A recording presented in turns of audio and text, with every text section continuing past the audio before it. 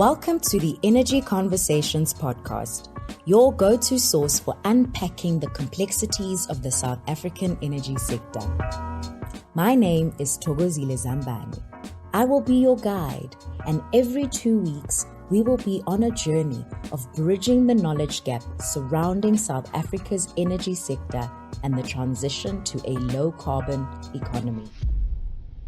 Welcome back to the Energy Conversations podcast, where we break down the complexities of the South African energy sector into digestible insights as we explore pivotal topics shaping the future of energy in South Africa and beyond.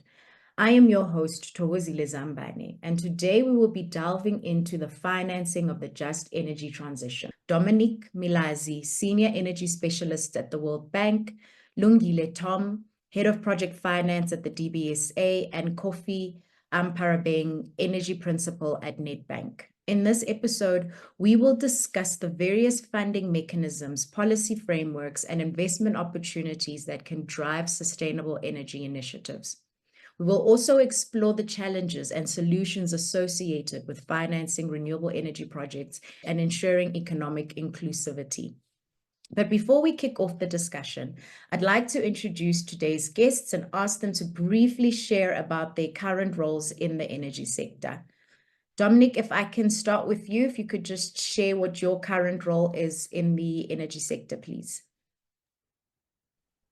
Sure. Thanks, Togo, and thank you for inviting me to be part of this conversation. Very topical, very timely. So I've been with the World Bank about 9 months, joined recently, and my portfolio covers assisting municipalities with their trading services. It's probably one of our flagship projects, one of those trading services being electricity. And we all know that electricity revenue is really important for the financial well-being of municipalities. Also involved in some work on developing the ESCO market locally to see if they can be a lever for implementing energy efficiency projects, and also doing a little bit of carbon finance, trying to see how South Africa can access and leverage concessional loans to really build out climate projects. So that's me in a nutshell.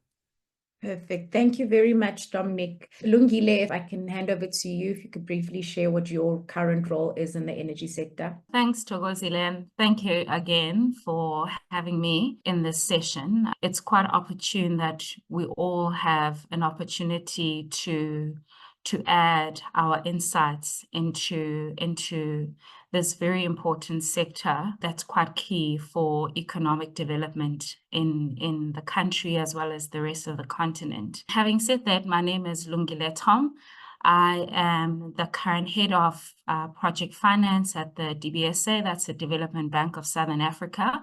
We are a 100% owned development finance institution, DFI, by the South African government. So what the project finance unit does at the DBSA is that we are responsible for executing all project finance projects across all the mandated sectors that DBSA funds into. That includes energy, ICT, water, transport, and health, to just name a few. We fund in South Africa as well as the SADC region and East, West and Central Africa. Thank you. Thank you very much, Lungile. Kofi, if I can close off with you, please. Yeah, afternoon as well, Thokozile, and thanks for having me on your podcast. Just to reiterate what Lungile said, I mean, we find ourselves in a sector where the need is so great, and energy is needed for when it comes to economic development. In the context of South Africa, where there's been energy shortage, there's such a great need. So it's a privilege to be in a sector such as this. Also to introduce myself, my name is Kofi Amparabeng. I'm a principal in the energy finance team at Nedbank, corporate and investment banking. What we do, we offer long-term lending or loans to developers or sponsors. We use these terms sometimes interchangeably, but it's basically parties that are promoting the development of renewable infrastructure. Thanks, Thokozile. Thank you very much, Kofi. Let's kick things off, and I'd like to start with getting a broad overview of where financing efforts should be directed. Dominic, in your view, what are the priority areas or sectors that climate finance should be directed to ensure that it effectively supports the just energy transition? I think the way to sort of tackle this question is to divide the thinking into the mitigation basket and the adaptation basket, right?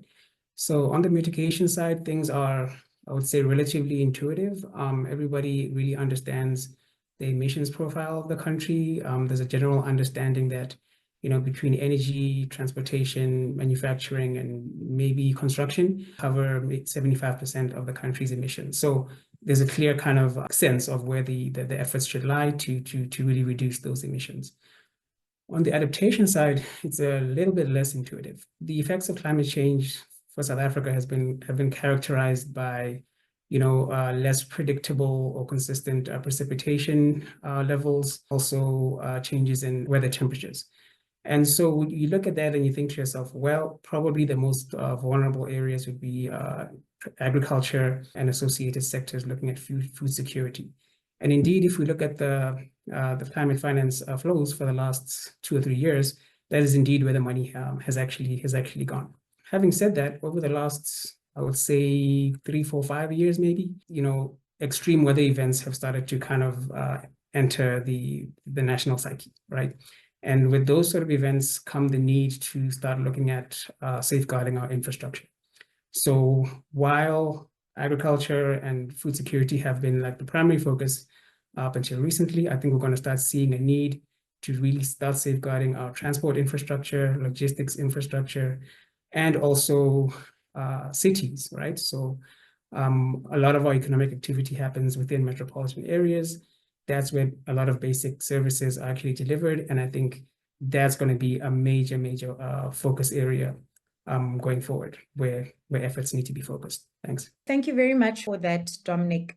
Lungile, development banks play a very critical role in supporting economic development, as you've highlighted. The DBSA has played a very instrumental role in South Africa's renewable energy independent power producer program. How are development banks like the DBSA uniquely positioned to support the energy transition in developing countries and emerging markets? Thanks, Thokozile. I think you've asked quite a pertinent question, because DFIs are placed in a unique position to ensure that they are enablers in key areas that require unlocking for private sector and for other players to enter into those particular sectors. So what really sets, I think, the DBSA apart as a DFI is that we have an integrated approach to infrastructure development. And what I really mean by that is that, in delivering infrastructure, we provide an integrated offering, which includes planning, preparation, finance, build, as well as maintain. And I'll go into these and highlight the key importance of these 5 strategic areas that we focus on in delivering the infrastructure. From a planning perspective, the key role that DBSA plays is really assisting the likes of municipalities in their bulk infrastructure plans. These infrastructure plans can support the likes of energy transition as well.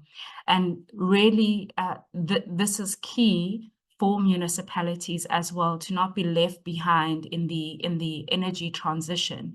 And from a preparation standpoint, we have a division within the bank which specifically focuses on this particular pillar in our delivery of infrastructure. And really, from a preparation standpoint, the key focus areas here are providing project preparation funding, supporting projects by supporting the funding needs from a technical assistance, bankable feasibility assessment as well. And I think, as you mentioned in your opening, that DBSA has played quite an instrumental role in the renewable energy sector, particularly in the establishment of the IPP office, the Independent Power Producer Office, which really is responsible for rolling out the procurement plans of the government of renewable energy projects. And this IPP office has really been the driving force in assisting the country in implementing its renewable energy targets and also really supporting the energy transition of the country as well. And there's a lot of work that DBSA, in addition to all of this, I think everyone is aware that we also have a transmission element that we need to address in order to enable us to expand on our renewable energy investment or generation. So transmission has become quite an important area that DBSA is trying to support from a development perspective in really harnessing and supporting the establishment of and development of transmission infrastructure models that may be workable for the future in terms of rolling out this infrastructure. And then financing, this pillar of financing is what DBSA is well known for. We've played a key role in providing financing and unlocking financing in key infrastructure areas that we fund into. But what is of particular importance is our funding support for emerging companies in the renewable energy sector, particularly BE companies and local community trusts, just to ensure that these parties are not left behind in this energy transition journey as well. And really in the Renewable IPP program, we've played a key role in providing this funding support in these renewable energy projects. And then from a building perspective, the second to last key focus area in us delivering this infrastructure in the continent as well as in the country is we have a division that is responsible for managing the design and construction of key infrastructure projects on behalf of municipalities, national government, etc., particularly in social sectors such as education, health, and housing. And we all know that in these sectors, energy efficiency is also quite key. So incorporating the energy transition in the delivery of this key infrastructure is also particularly important as well. And the last pillar that we focus on in really delivering our infrastructure mandate is supporting the maintenance of infrastructure projects, particularly these social infrastructure as well on behalf of government as well. So I think you now have a broad approach in terms of how we are uniquely positioned in terms of supporting this transition journey. And through all those 5 key pillars that DBSA focuses on in the delivery of infrastructure development, we are able to play a critical role in the development of key infrastructure that supports the energy transition in order to see it to implementation in the future. Thanks. Thank you for that, Lungile, and really highlighting at its core the developmental mandate that development finance institutions seek to fulfill. Commercial banks like Nedbank have also had a significant impact on the energy sector. Kofi, following on what Lungile's just shared from a developmental bank perspective, what role have commercial banks played in financing the energy transition? Thanks, Togo. Maybe just to answer this question, I wanted to take a step back just to give a bit of color to more of what we do. So if, let's say, an individual, an example that everyone would understand, if an individual wanted to invest in, let's say, a block of apartments or build a block of apartments, most people wouldn't have cash upfront to put it in and pay contractors. So they'll approach a bank to borrow some money and then also use whatever capital they have, put up that building, and then as and when they fill it with tenants, they'll start earning rental revenue, and they'll use that to service the loan that they've borrowed, usually longer term, 15 to 20 years. But without the bank's funding, that building would never have materialized. So it's a very similar role that the lenders have played when it comes to the renewable energy sector. I think it's so pivotal that what the industry that we see today, the lenders have played quite a prominent role. If I had to give an indication of costs, a large-scale solar plant and a wind plant, you're talking somewhere between 2 to 3 billion capital costs. So it's a significant number, and lenders would typically, a commercial bank or lenders would put in somewhere between 75 to 85% of that cost. So it's a large number that banks are bringing from a liquidity perspective. And if you look as a country, we've grown in the last couple of years since this energy program took off. I think there's about over 100 projects that are currently connected and operating. In the Northern Cape, where we've got an abundance of resource, solar resource, in the Western Cape, in the Eastern Cape, as well as other parts of the country. So as a country, we're naturally endowed, and it's facilitated the rollout of these projects. And as banks, we've put in significant amount of capital. For me, it's not just the fact that we're putting in capital, it's on what basis we're putting in this capital. And to do so, we undergo rigorous, robust due diligence processes. So for anyone to get money, and as I mentioned, it's significant volumes and it's over a long period, they need to go through quite an extensive due diligence process. And that process is to manage risk. It's to try and identify whatever risks the project would face and to put different controls or different mitigants, what we call, to address these risks. So that when the project is constructed, we've managed all that construction risk. And as it's operating, we also manage the operating risk. And then through that, you'll find that once a bank gets involved, and I think banks have been involved in the overwhelming majority of all these projects that are currently up and running.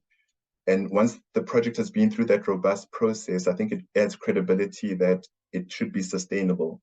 So it's gone through a rigorous test, and now when you look around, all these projects are now operating. So the sector that we're seeing, the industry, if you call it the renewable energy industry or sector that we're seeing, banks bringing in the private capital, I think it's helped to create this industry. It's brought a lot of confidence, so it's attracted further investments and created more appetite. So yeah, banks have definitely played a prominent role. Thank you for that, Kofi, and really highlighting that a large amount of funding has actually been deployed into these projects. But what's also important to remember is that even more funding will be required if we are actually going to achieve a just transition. Scaling up then of financing then becomes very, very critical. But that too comes with its challenges.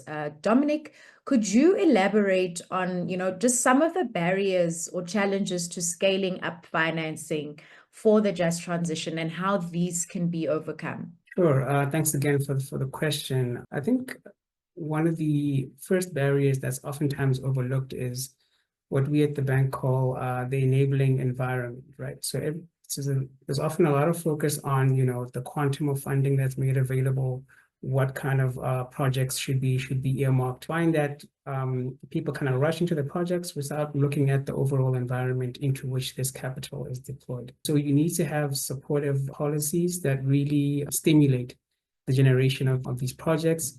Anybody who puts their money into the country really wants to understand, what the prospects are for getting that money back. And so to touch on an example that Lungile alluded to, if we look at those models that she was talking about for new transmission infrastructure, if you put concessional loans in there or you come up with some sort of credit guarantee facility, what is the regulatory kind of framework? What does the repayment profile look like for that transmission entity so that the loans ultimately sort of get paid back? So I think a lot of kind of consideration needs to be put into making sure that the enabling environment is a conducive one. I think the second kind of major barrier would be institutional capacity, right? So the one realm where we see this time and time again is in the local government space. It's not such a nice story to tell, but we often hear stories of, agencies, municipalities sending money back to national government because they were not able to disperse or spend that money. So there are a myriad of issues that can go into that, but at least part of it has to do with institutional capacity. Are you able to execute? Are you able to procure, et cetera, et cetera? So key implementation agencies need to be capacitated from a skills perspective, need to be assisted in terms of project preparation, as Lungile was saying. And then I think also finally, a lot of these projects that crowd in climate finance need to be able to report on the performance of those projects from a climate perspective. And that also requires an additional set of skills. So there is capacity building to be done on that front as well. I think maybe the third barrier would be to try to come up with alternative or innovative financing instruments. So there are many that we are already familiar with, like grants, debt instruments, equity, etc. But over recent years, there have been a few other types of instruments that have come to the fore. Blended finance instruments, debt for climate swaps, parametric insurance. So these things are kind of new. We have to learn what they are. We need to see whether or not we can deploy them in our ecosystem. And so once again, there's a need to really understand all the options that are available to us and make sure that they fit our needs. I'd also like to touch a little bit on the barriers that are applicable to cities. You remember I mentioned that cities will be focused sort of going forward because they're central to the health of our economy. I think what we see is that cities oftentimes have credit worthiness sort of challenges. They may not be able to raise kind of the financing they need to really support infrastructure rollout and maintenance. So there's a general need to really improve the health of the municipality so that they can attract more funding. And there's a whole lot that goes into rehabilitating the state of our municipalities. And I know DBSA has done a lot of good work on that front. Same goes for commercial banks actually as well. So looking at the overall health of the cities to make sure they can crowd in that finance. They also need to be capacitated in terms of developing that project pipeline, because a lot of these municipalities, they're really fighting daily fires, right? There's vandalism going on. There's electricity theft. There's budgetary constraints. You really get the sense that they're under pressure, and they're doing a great job in really difficult circumstances. And so that capacity building support also needs to be directed towards them as well. So those are the barriers off the top of my head that I can think of to climate finance. Thank you very much for that, Dominic. I just want to pick up on what you've touched on as a barrier, which is really an enabling environment, in the sense that policies and regulations can either be a catalyst or a barrier to the funding process. Lungile, I wanted to bring you back into the conversation here and hear from your perspective, how do you see the role of policy and regulatory frameworks in facilitating or hindering the financing of the just energy transition? Thokozile, I think Dominic actually started touching on this. And I think I'd like to approach this with starting off with the quick wins that we've had, particularly, I would say, probably in the past 5 years or more. One key one was the reforms that were made in the integrated resource plan. I think the first time we saw an allocation in terms of megawatts for embedded generation was in IRP, which is the acronym for Integrated Resource Plan, IRP 2019, I think. Yes, there was an allocation for embedded generation, which was limited to the capacity gap that was projected at the time. And I think circling back to the current IRP that is currently in draft, there's a significant allocation for embedded generation. And that really speaks to the reforms that we've seen in the Electricity Regulations Act, particularly Schedule 2, because that is the schedule that really governs the licensing and registration requirements of energy generation facilities. And I think in the past, probably about 4-5 years or so, I think as well, we've seen this piece of legislation evolve greatly in terms of unlocking and becoming an enabler for private sector participation in the embedded generation space outside of the traditional procurement process that the government undergoes under the IPP office. We saw the licensing requirements being lifted. I think it started off at 1 megawatt, then it went to 10 megawatt, and then it went to 100 megawatts, and then there was a complete removal of the licensing requirement. And this, I think over the past 2 years, I think Kofi can also attest to this, we've seen a huge development in the commercial and industrial sector. So this is private sector driven renewable energy investment. IPPs enter into offtake arrangements with the private sector in order to benefit the private sector from an energy generation perspective as well as an energy cost perspective. Other piece of legislations that we've seen which have become enablers as well, particularly in relation to municipalities, as the regulations, amending the electricity regulations on the new generation capacity. And that piece of legislation really governs the eligibility of municipalities in terms of them being able to procure their own energy. But having said that, there's still quite a lot of work that needs to be done in order to really facilitate this investment in the just energy transition. On the NERSA side, I think a lot of work has been done in terms of mobilizing or creating an enabling environment for mobilizing additional generation capacity in renewable energy. We've also seen the growth of energy trader licensing that has been granted by NERSA, which increases participation of the private sector, as well as introduces some form of liberalization in the energy generation and energy trade from an energy trading perspective.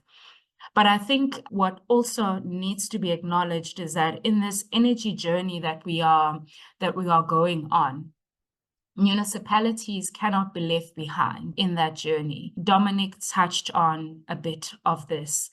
There needs to be an enabling environment for municipalities to be able to procure their own generation capacity from renewable resources. And some of the bottlenecks that we've seen that are hindering some of the municipalities from moving forward and being able to procure the necessary renewable energy is for instance, the regulations that govern the eligibility criteria require that municipalities need to be in good financial standing. And that has been an inhibiting factor for some municipalities. And we acknowledge the importance of a municipality.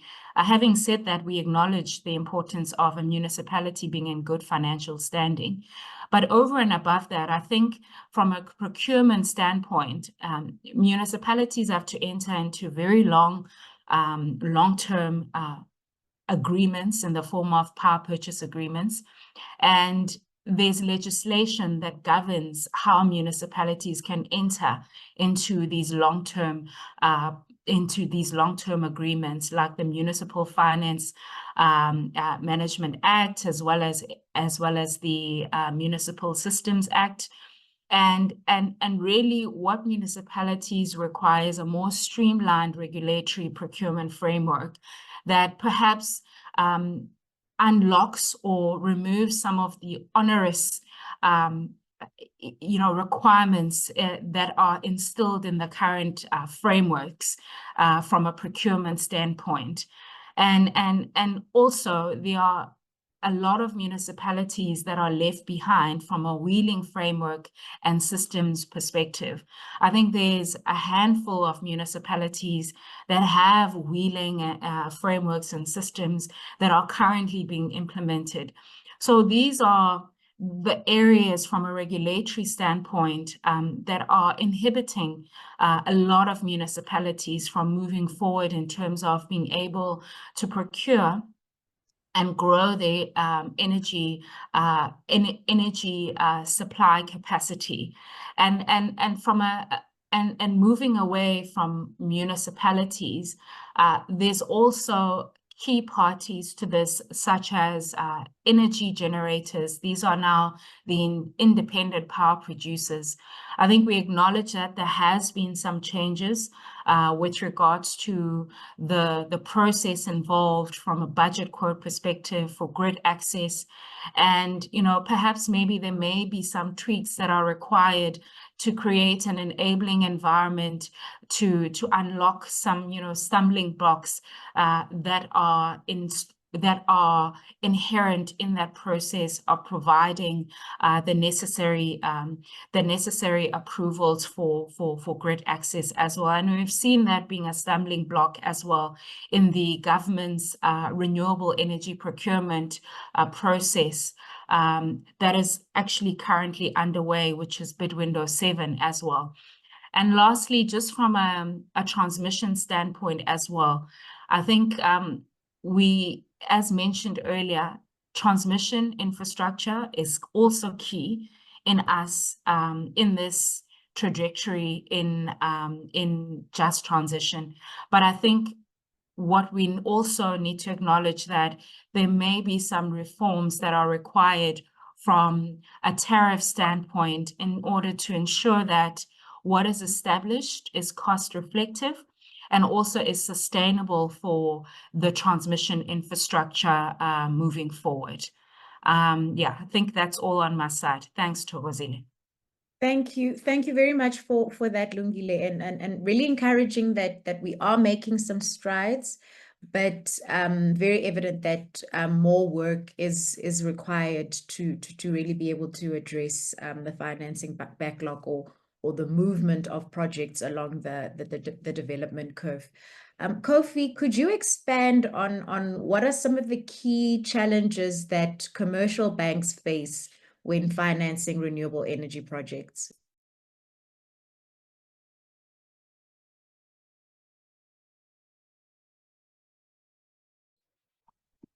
Yeah, so I mentioned earlier that the need is great as a country, and just to contextualize it, there's been some studies done that have said that for us as a country to meet our just energy transition targets, we need to be doing somewhere between 4 to 5 gigawatts per year for the next, say, 5 to 10 years.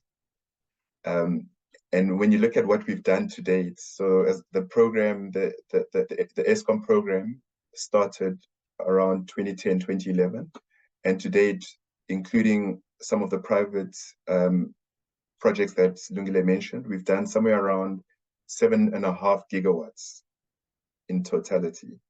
It's still a massive achievement. However, you have to also look at it relative to what the target is. So it's a very ambitious target. We need to be doing. Sorry.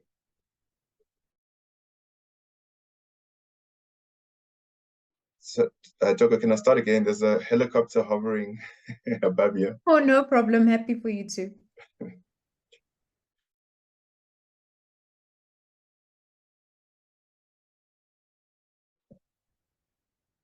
So I think it's gone. I'm going to just pause and start.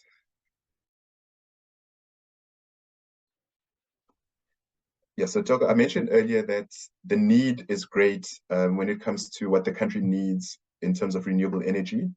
And just to put this in context, so there have been some studies done that show that as a country, in order to meet our just energy transition goals, we need to be putting somewhere between 4 to 5 gigawatts each year onto the grid of renewable energy. And to contextualize this further, since around 2010, 2011, when the Eskom program started, to date, we've done about 7.5 gigawatts. So it's still a massive achievement, but it still highlights how big the need is. So when you're looking at the process from when you start to develop a project to the point where it can be funded and constructed, you're talking a timeline of somewhere around 3 to 5 years, depending, from the time that the promoters or the sponsors or the developers go out, they negotiate with farmers for the large parcels of land that they need. If it's a wind farm, for example, they'll need to put up a pole, we call it a mast, where they measure the wind resource to determine how much energy they'll be able to generate at the site. They'll have to undertake an environmental impact assessment, which we're mostly familiar with, and that can take several months. They'll do all the permitting, all the licensing, then they'll still need to engage with contractors who will build the plant. They'll need to engage with the banks. So we're talking quite a long timeline. And unfortunately, time is the challenge for us. Time is the challenge. We are working on ways to try and standardize what we can. We've had, as I mentioned, about 10 years or more of history of doing these deals. So we're finding ways to standardize. We're finding ways to become more efficient, but time will always be our challenge because the need is so great. Thank you.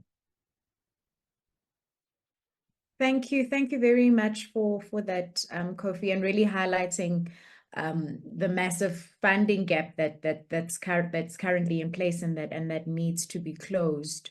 And I think this really highlights the importance then of international cooperation in financing the global energy transition. Dominic, I wanted to bring you back in here and really just, if you can unpack or discuss around the importance of international cooperation in financing the transition, and what mechanisms are there in place to facilitate this? Sure, no problem. I think international cooperation is very, very important, because you have to be able to match where the financing is going to come from to where the financing is actually going to be deployed.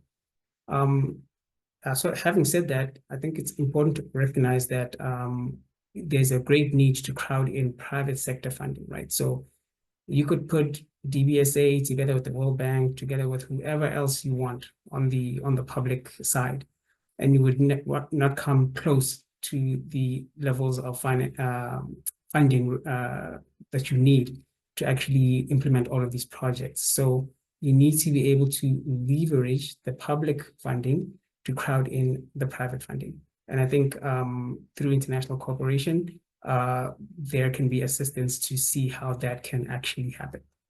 The second thing is to have sort of information sharing, because different parties need to communicate their priorities, right? So not all donors are the same. When you look at the donor community, there's some who focus on energy efficiency, others on hard infrastructure, others on gender mainstreaming. There's a variety of different sort of kind of focal areas.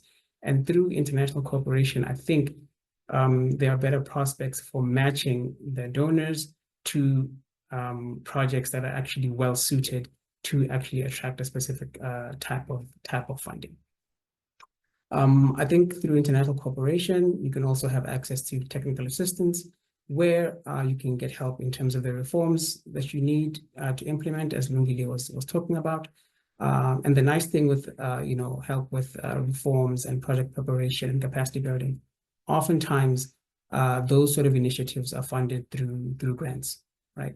And then once you go into the larger quantums, actually investing in infrastructure, those are typically loans, or at least for a country like South Africa, in the best case, concessional loans. So there's a lot of kind of value add in terms of international cooperation. In terms of the mechanisms, I would say the most obvious one is dialogue. So when I entered the development space, I used to hear this word all the time: dialogue, and I was thinking to myself, what's the big deal? And it turns out that is a key kind of avenue that people often overlook because it's so obvious. People need to talk to each other, right? People need to understand, where opportunities can be maximized for cooperation, and this must be an ongoing process. So for us at the bank, for example, through this dialogue process, we identify priorities and codify them in a country partnership framework. And this kind of guides us in terms of where our priorities should lie in terms of assisting in this example, South Africa. I think another sort of mechanism to highlight where cooperation could occur is in the country development plans, right? So every country that signed up to the Paris Agreement endeavors to draft this national determined contribution. And in there, you have priorities, you have ambitions in terms of how emissions will be reduced. But depending on which country you look at, some of them don't even mention like their financing requirements, right? And that is a very, very key component to add, so that when you come into the realm of international cooperation, people understand how much funding you need and into which sort of priority sectors. So I think that's another kind of mechanism where you can really make visible what your requirements are. And I think the third one that comes to mind that I think South Africa did well to take advantage of was the JET partnership kind of process, right? South Africa was one of the first countries to enter into that arrangement, if not the first one. So the question then becomes, once you enter into this arrangement and all this funding becomes available, how do we make sure that it reaches, where it needs to reach? So the communities, the SMMEs, etc. And we're still on that journey. We're still formulating those bankable projects to see where that money can be deployed. So those would be the mechanisms I can think of off the top of my head. So the dialogue, the NDCs, the partnerships with potential funder countries. Thank you. Thank you very much for that, Dominic. Lungile, you touched earlier on the project preparation funding that's provided by the DBSA and the DBSA having been a key player in supporting energy projects and the development of emerging developers. Could you tell us more about some of the financing models and instruments that the DBSA makes available or has made available to emerging developers, and what requirements must be met in order for developers to be able to access this funding? Yeah, thanks, Thokozile. Yeah, as mentioned earlier, I think it's a key area of focus from a DBSA standpoint. As you mentioned, just over and above the funding that we provide directly into infrastructure projects. As you know, I think in the renewable energy independent power producer procurement program, there is always a requirement for local participation, as well as Black ownership, and sometimes local community trust ownership in those underlying projects. So DBSA has really played a key role in providing these the necessary financing that is required by those shareholder participants in the underlying renewable energy projects. Really, this has assisted in unlocking funding for these emerging companies and also contributing to the transformation of the energy space. But how we provide, this funding, I mean, it's usually, the funding of the equity requirements. So we look at what the equity requirements are of, let's say, a BE shareholder who owns X amount in the underlying renewable energy project. And for argument's sake, if the requirement is X, what we do is that we assess the underlying cash flows of that renewable energy project to establish what is the maximum that DBSA will be able to support from a funding perspective to that particular BE and local community trust shareholder. And we really try and optimize this to our best ability to ensure that we really are enabling the BE and the local community trust to participate in these underlying renewable energy projects. And this really comes in the form of debt. So it's in the form of normal limited recourse debt. We are relying on the cash flows that will be generated by that renewable energy project. So any dividends that are distributed for that particular shareholder, a portion of it will come to service that debt that we provided to that BE or local community trust shareholder, and a portion will go what we call a trickle dividend. We will allow the BE and the local community trust to earn during the duration of the loan as well. And what we also do over and above that, as you know, the bidding process also requires some form of letter of support from a financing institution to prove that you can indeed raise the necessary capital to support your equity requirements in the underlying project.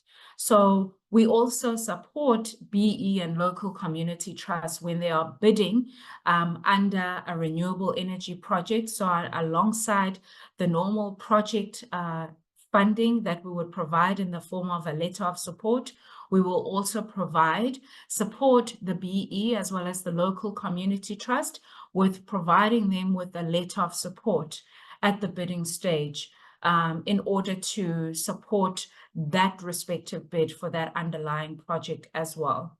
And I think what's also probably not well known as well is that DBSA can actually also take strategic shareholding in renewable energy projects as well, particularly where there's a gap from an equity standpoint, and DBSA can play that role in actually contributing in mobilizing that additional equity that is required in that underlying renewable energy project as well.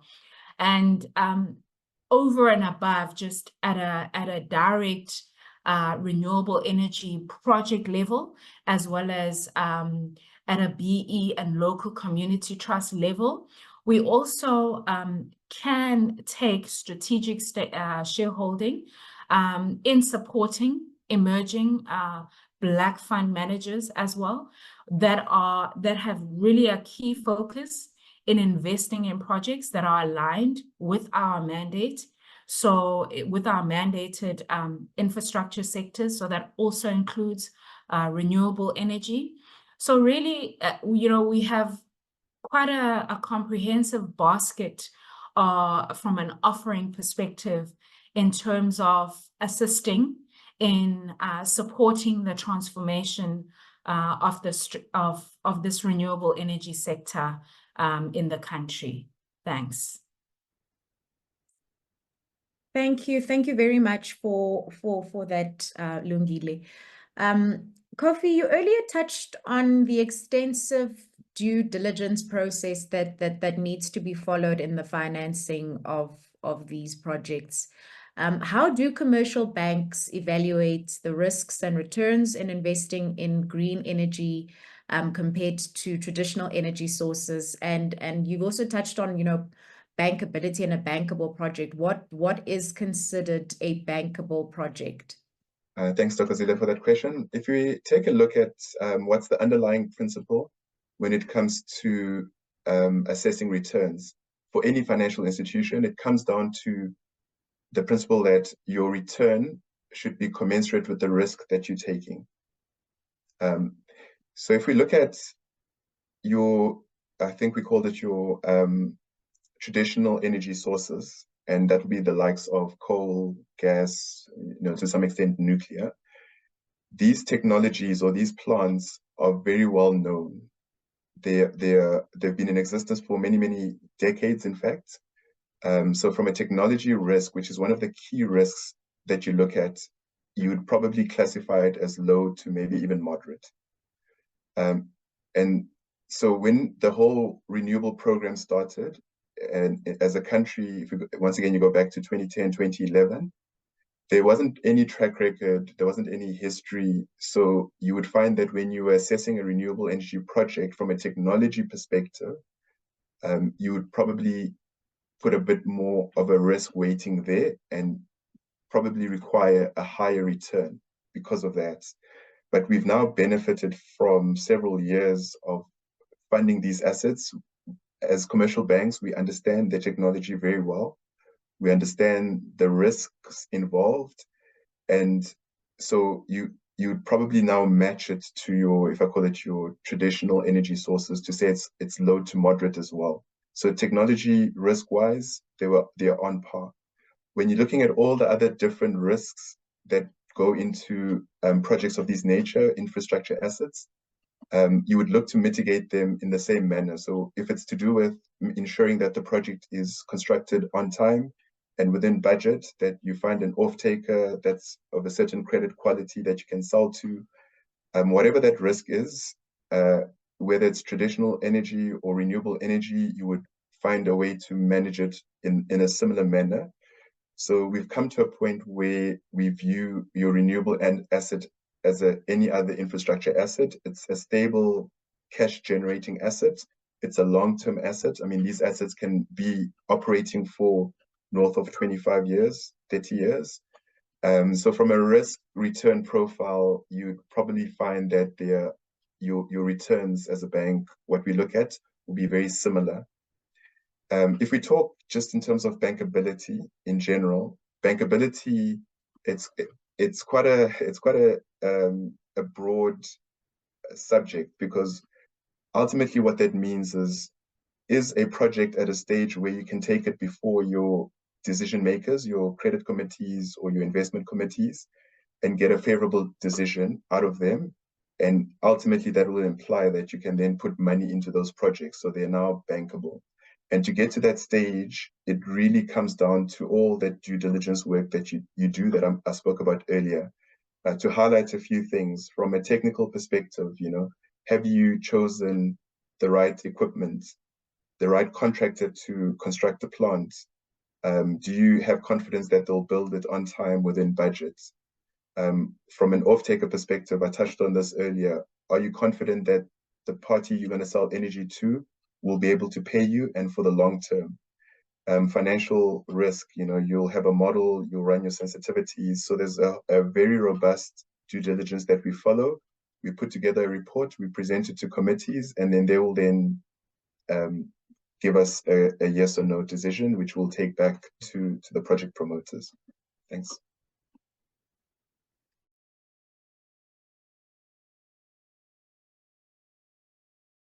Sorry. Thank you very much for that, Kofi.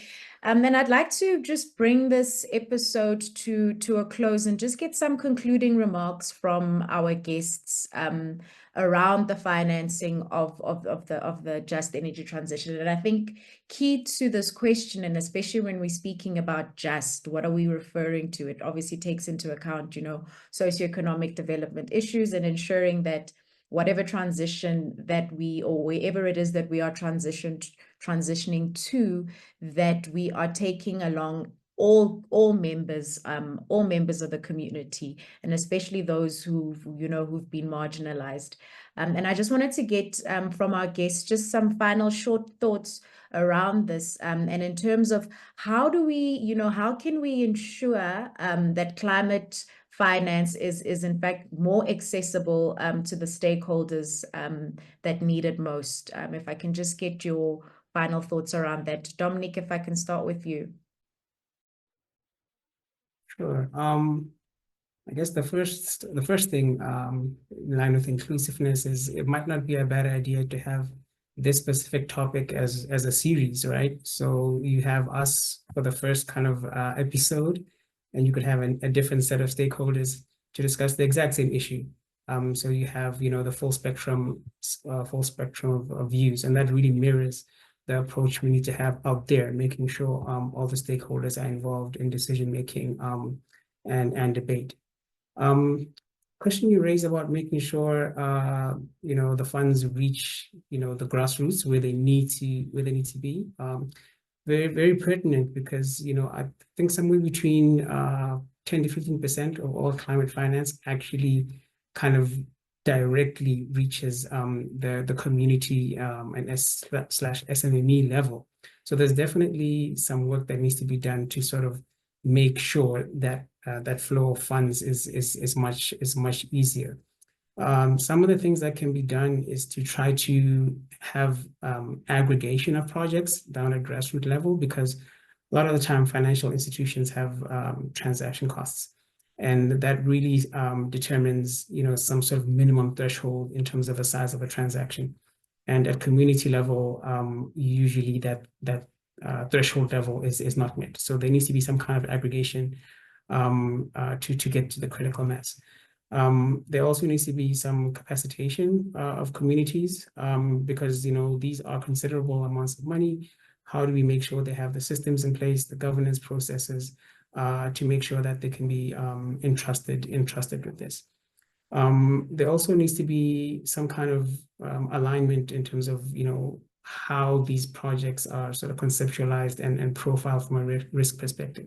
So to put that in plain English, when you're dealing with community A, their idea of risk is, this area might be flooded tomorrow, or there might be a drought. Whereas a financier's idea of risk is, what is my fiduciary risk? So there needs to be a kind of meeting of the minds in terms of, how we characterize these projects. And that will go a long way in terms of helping the project preparation process as well. Closing comments, I guess, we have to be in it for the long haul, 10, 20, 30 years.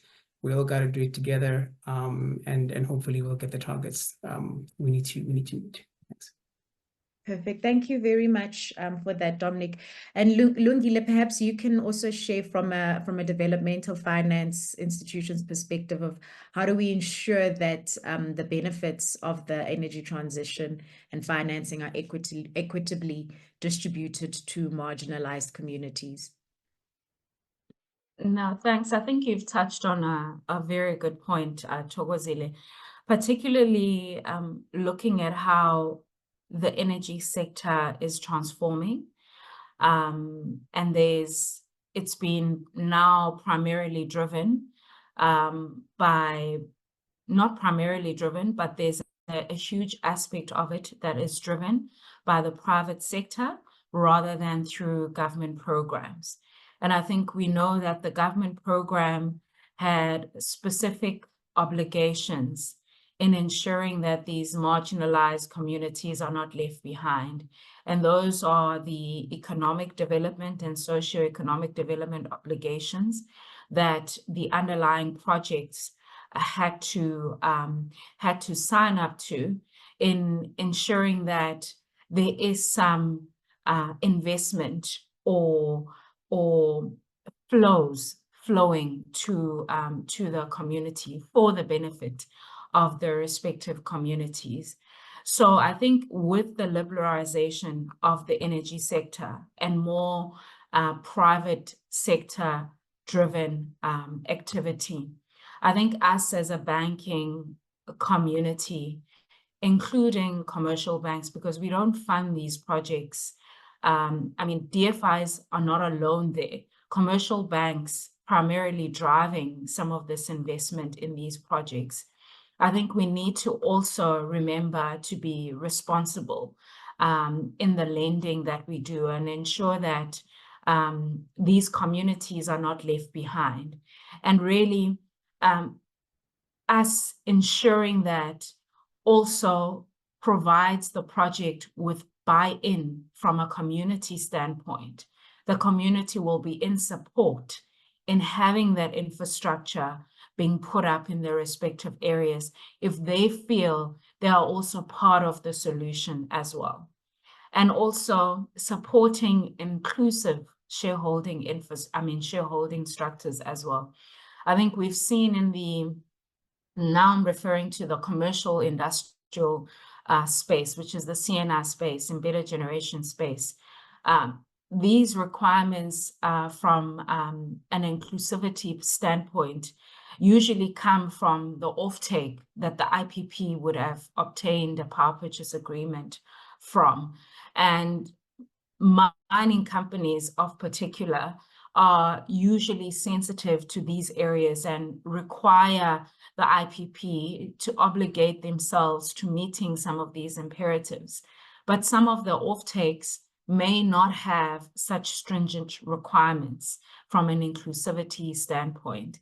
And I think we need to acknowledge the importance of this and acknowledge that us as a banking community need to also be driving these imperatives and not just having DFIs being the lone voice in driving these imperatives to ensure that there are no marginalized communities in the implementation of these renewable energy projects as well. And also, I think just to end off as well, I think DFIs should continue to support these, to support and have inclusive funding models and optimize the solutions that are provided to marginalized groups as well, from a costing perspective, and also in terms of ensuring that this funding is affordable for these marginalized groups as well, and really continue to provide this last mile project development funding, particularly for emerging developers that already have offtake agreements in place, but really require last mile funding to see the projects through implementation as well.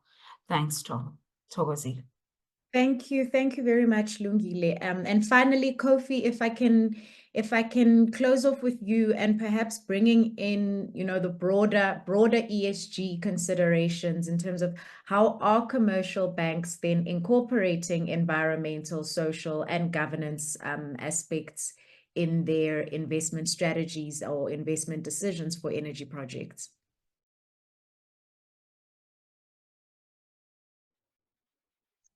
Thanks for that, Toko. And it's a great question, because as a commercial bank, ESG, environmental social governance, it's part and parcel, it's integrated into our investment process.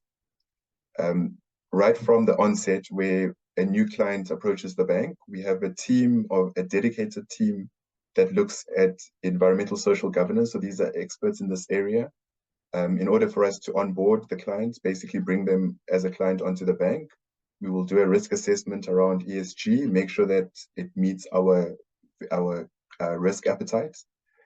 Through the due diligence process, there's thorough look into the social aspects of the project, the governance aspects, the environmental aspects, and bearing in mind the projects we fund are massive projects. I mean, if you're talking, let's say 400 hectares, that's about 400 soccer cities put adjacent to one another. So it's large parcels of land that we're talking about. And naturally, they'll most likely border communities. They'll have some impact on the environment. And so it becomes a key decision within the broader investment spectrum that we look at. So we'll do an analysis on these projects, and if there's a material risk relating to ESG that can't be mitigated, to that extent, we most likely won't even participate in the project. So it's a key consideration. We'll put together action plans for the borrower to follow during implementation.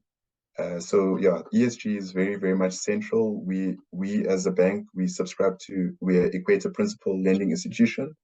We expect our companies that we invest in to adhere to IFC standards, which are very high standards. And so we believe in responsible investing. So for us, I mean, just to sum it up, ESG is vital in making a decision. Thank you very much. And that brings us to the end of this episode of the Energy Conversations podcast. I want to extend my sincere gratitude to our guests for sharing their invaluable insights and experience. It is clear that a collaborative effort involving innovative financing, supportive policies, and equitable access to funds will be essential for ensuring a sustainable energy future for all. Today, we continued the journey to demystifying South Africa's energy landscape and empowering ordinary South Africans. Join us next time as we continue our exploration. Until then, remember that the power to change our energy future lies within each of us. Thank you for tuning in, and let's keep the conversation going. Thank you for joining us on the Energy Conversations podcast, powered by Bayaka Infrastructure Partners, an authorized financial services provider, and the African Energy Leadership Center at the Wits Business School.